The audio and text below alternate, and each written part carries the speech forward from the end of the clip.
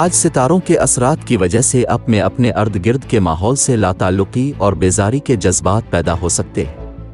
اپنے کاروباری معاملات میں تاخیر پیدا ہونے سے آپ کو غصہ بھی آ سکتا ہے، اس لیے اپنے آپ پر قابو رکھیں اور پرسکون رہ کر اپنے معمولات کی انجام دہی کریں۔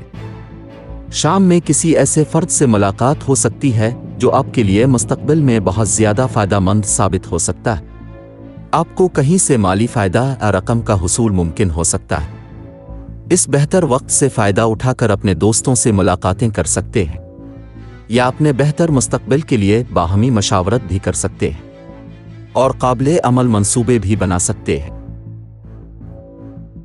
آج کے دن دوستی اور رشتہ ازدواج کے لیے موزوں افراد ہیں۔ برج عقرب، باقی تمام برج کے لوگوں سے احتیاط برتیں۔ آج کے دن ملازمت اور کاروبار کے لیے موزوں افراد ہیں۔ برج اسد، باقی تمام برج کے لوگوں سے احتیاط برتیں۔ آج کا دن آپ کے لیے کتنا لکی ثابت ہوگا؟